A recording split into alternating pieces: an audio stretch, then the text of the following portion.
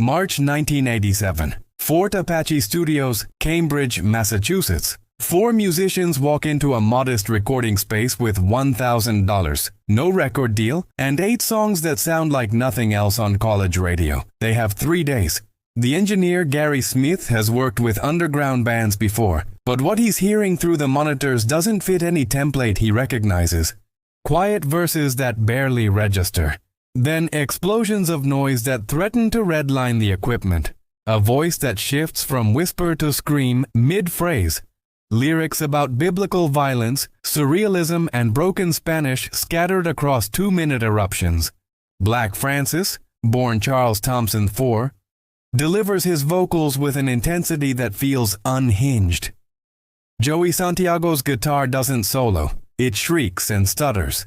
Kim Deal's bass holds everything together while her harmonies add an eerie sweetness.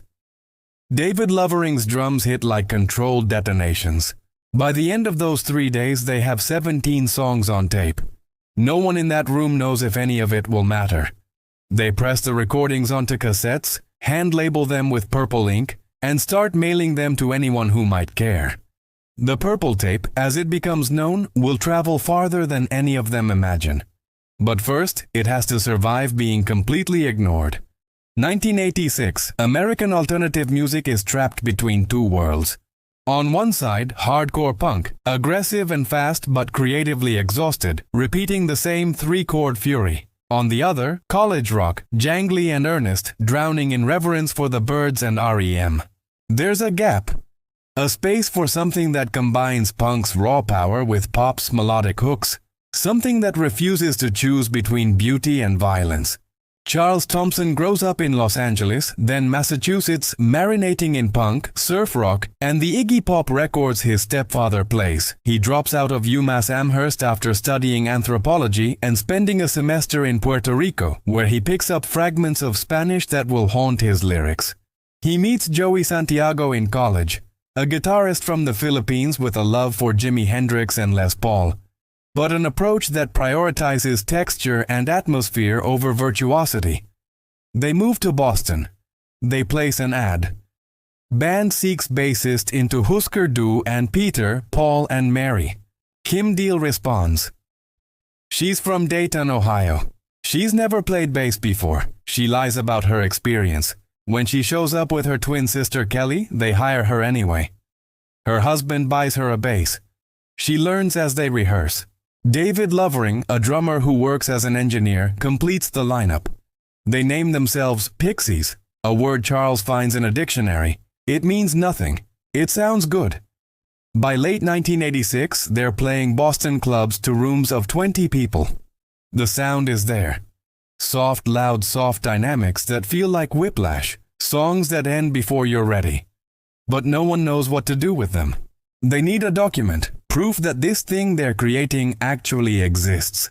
The recording session at Fort Apache isn't a big budget affair. Gary Smith gives them a deal, $1,000 for 3 days. It's all they can afford. No one expects perfection. They expect energy. What they get is chaos with a pulse. Black Francis writes most of the songs, but he doesn't explain them. Caribou references a dead animal on the side of the road, and biblical imagery with no clear connection. Vamos shifts into Spanish without warning.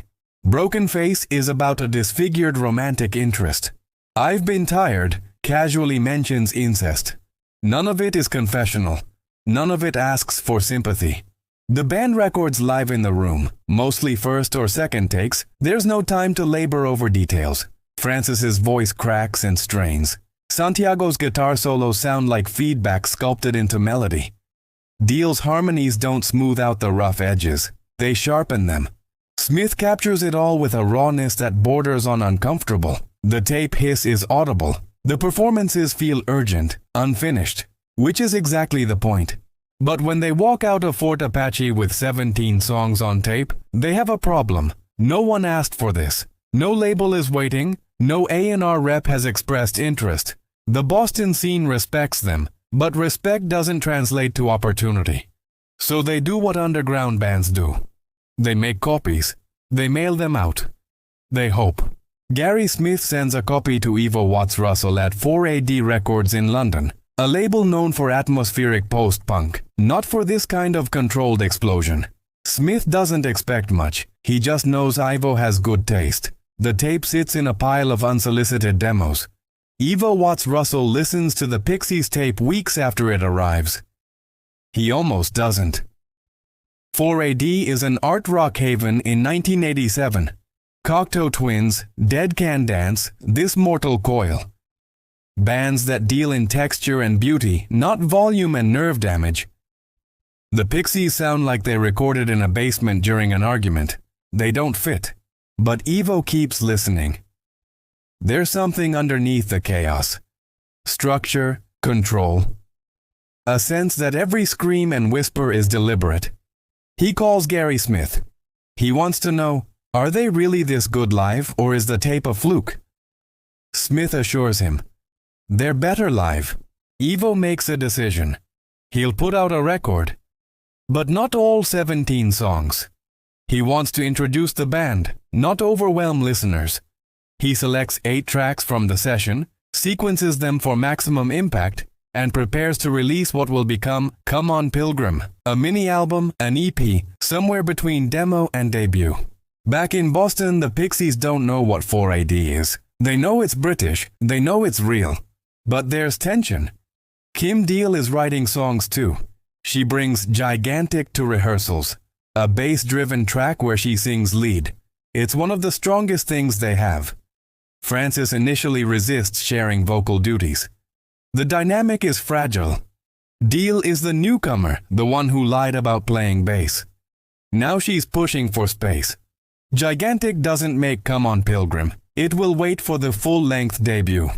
The 8 songs Ivo selects are all Francis compositions. Caribou, Vamos, Isla de Encanta, Ed is Dead, The Holiday Song, Nimrod's Son, I've Been Tired, Levitate Me. They're short. They're strange. They don't explain themselves. September 1987. Come On Pilgrim is released in the UK on 4AD. The cover is stark, a black and white photograph by Simon Larbalestier, grainy and intimate. No band photo, no explanation. The songs inside clock in at under 23 minutes total. It's barely an album. It's more than enough. American college radio has no idea what to do with it.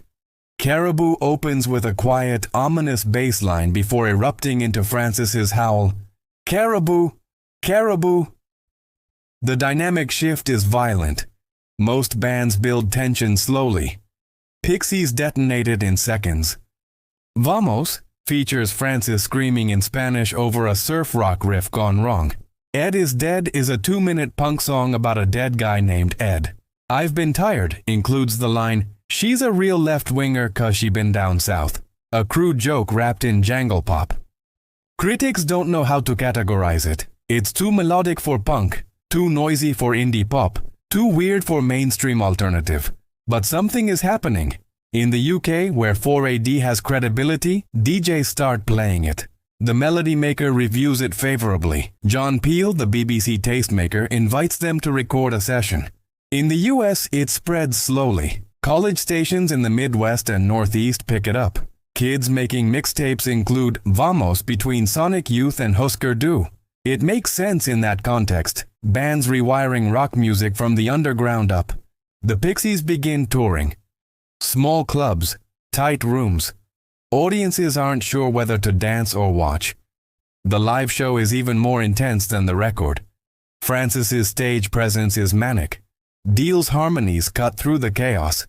Santiago's guitar produces sounds that seem impossible, but success isn't guaranteed. Come On Pilgrim isn't a hit, it's a calling card. The question becomes, what happens next?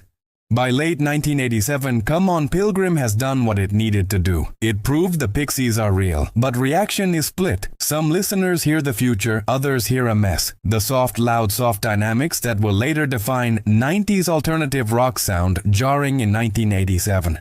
The songwriting is too fragmented. The vocals are too abrasive. Radio programmers don't know where it fits. Even within the band, there's uncertainty. Francis is already writing new material. Darker, stranger songs that push even further. Gigantic is evolving. So is a track called Where Is My Mind? 4AD wants a full album. Steve Albini, the engineer behind Big Black's confrontational noise rock, is brought in to produce. The Pixies record Surfer Rosa in 2 weeks.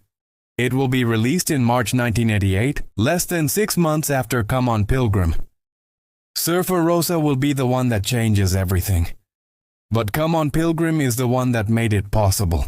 The mini-album doesn't chart. It doesn't spawn hits. No song from it becomes a classic rock staple. But it circulates. It gets passed from hand to hand. It becomes a secret handshake among people who are tired of music that plays it safe. In Dayton, a teenage Kim Deal fan hears it and starts a band. In Seattle, a kid named Kurt Cobain listens and thinks, "You can do this. You can make pop songs that hurt." The influence isn't immediate, it's molecular. Come On Pilgrim doesn't make the Pixies famous. It makes them credible. The band spends 1988 on the road, supporting Surfer Rosa. The shows are explosive. Audiences grow. But internally cracks are forming. Francis is a control freak. Deal wants more input. Santiago and Lovering keep their heads down. By 1989, Doolittle, their third release and second full-length, gives them their first taste of mainstream attention. Here Comes Your Man gets MTV rotation. Monkey Gone to Heaven becomes a college radio anthem. The formula is refined, the soft, loud dynamics are sharper, the production cleaner, the hooks undeniable. But Come On Pilgrim remains the purest document of what they were before expectations, before pressure, before compromise. In interviews, the band rarely talks about it. It's not the album they're proud of, it's the one they survived. Francis will later say the recordings sound thin, rushed. Deal will shrug and say they were just trying to make rent. The truth is simpler. They didn't know what they were making. They just knew it had to exist. The 1990s rewrite the story. Nirvana explodes in 1991 with Nevermind. Kurt Cobain mentions the Pixies in every interview. He describes Smells Like Teen Spirit as his attempt to rip off their formula. Quiet verse, loud chorus, repeat. Suddenly, the Pixies aren't a weird cult band from Boston. They're the blueprint. Critics go back and listen to Come On Pilgrim with new ears. Rolling Stone calls it the sound of alternative rock being born. Pitchfork years later will describe it as 8 songs that changed everything. The mini-album gets reissued, remastered, rediscovered. But the band is gone. The Pixies break up in 1993, burned out and bitter. Francis pursues a solo career as Frank Black. Deal forms the Breeders and finds success with Cannonball. Santiago and Lovering drift. Come On Pilgrim becomes a relic. A before picture, the moment right before the explosion.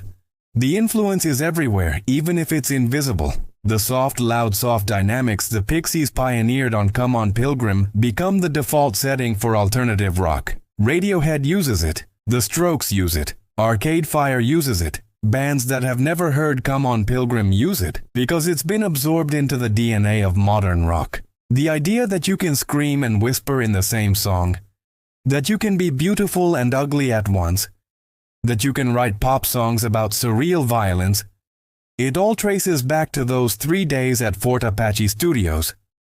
In 2004, the Pixies reunite. The tour sells out instantly. Come On Pilgrim tracks appear in set lists, not as nostalgia but as proof that the foundation still holds. In 2018, the mini-album is reissued again, this time with the full 17-track Purple Tape session. New listeners discover it. Old fans remember why it mattered. But the true legacy isn't in reissues or reunions. It's in every band that decided volume and melody weren't opposites. Every songwriter who realized you don't need to explain your lyrics. Every artist who understood that raw energy beats polished perfection. Come On Pilgrim didn't invent alternative rock. It showed what alternative rock could be when it stopped apologizing. There's a lesson in 8 songs and 20 minutes, 28 seconds. You don't need a big budget. You don't need a label backing you. You don't need permission. What you need is a clear idea and the conviction to execute it without compromise. Come on Pilgrim is a rough draft that became a manifesto. It's proof that the first version, the raw, unfiltered version, can sometimes be the truest. The Pixies didn't know they were inventing a genre. They were just trying to sound like themselves. The album teaches us that influence isn't always loud or immediate. Sometimes it's quiet. Sometimes it spreads slowly, from tape deck to tape deck, from college dorm to basement rehearsal space, from listener to listener, until one day everyone is speaking the same language without realizing where it came from. It teaches us that the moment before success, when no one knows who you are, when you're recording on a shoestring budget, when you're mailing cassettes with purple ink, that moment can be the most important one. Because that's when the idea is still pure. When you're creating for no one but yourself. Come on Pilgrim is the sound of 4 people in a room, making noise that makes sense only to them. 37 years later, it still makes sense to everyone else.